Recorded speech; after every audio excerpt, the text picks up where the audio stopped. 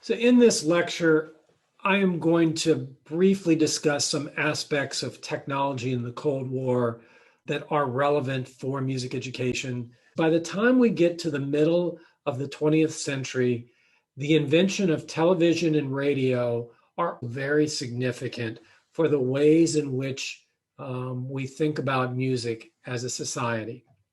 So by the time we get to the middle of the 20th century, radio and then ultimately television are dominant aspects of American culture.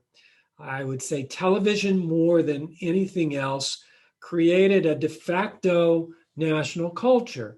And the reason was that everyone tuned in to the same shows, everyone tuned in to the same concerts.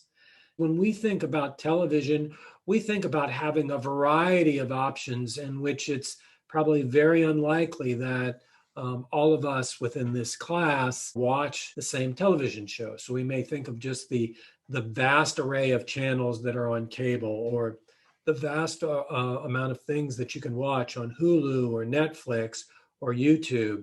So it's a little difficult for us to think that there were only two or three channels were available, and that most people in the country who are watching television were going to be watching the same shows, were going to be exposed to the same musical culture. So they didn't have these multitude of choices that we do.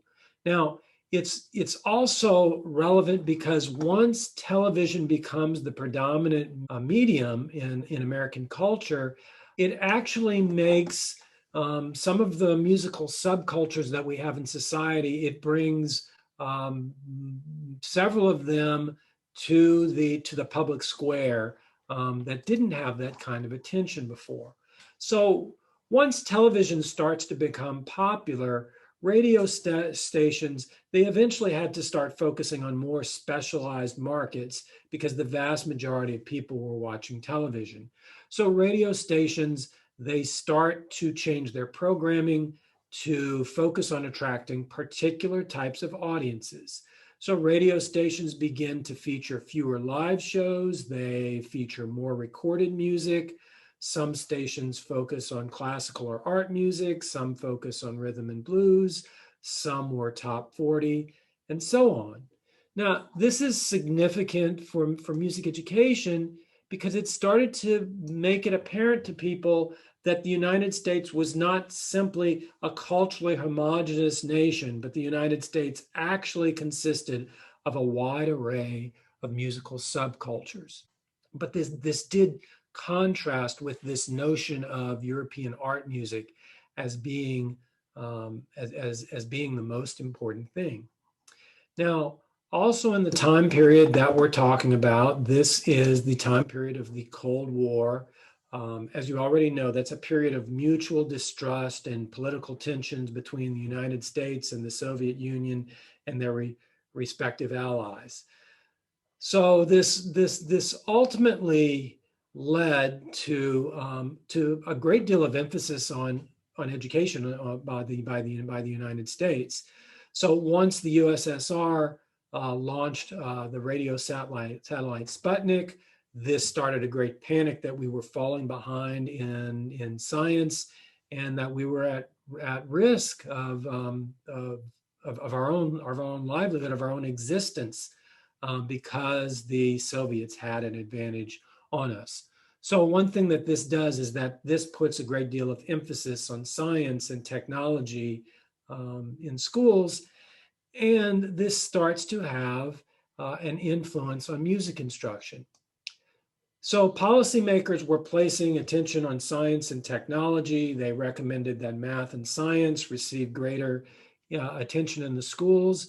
This started to raise questions about the value of time that was being devoted to music classes. So in music education, music educators responded by making approaches more scientific. So this is where we see that materials becoming more systematized in how pitch reading and rhythm reading were taught. We see much more emphasis on student development and what happens What are the maturational milestones and how does that impact music teaching? That starts to become an important part of the profession. And then in 1953, this is when we see the Journal of Music Education first come into being. And this begins the use of scientific approaches that were used to study issues and aspects of music education.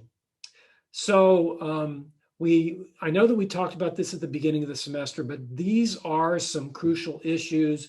What I do want to bring to your attention is the way in which technology, the way in which the Cold War had an effect on changing how people were thinking about education and how people were thinking about music education in particular.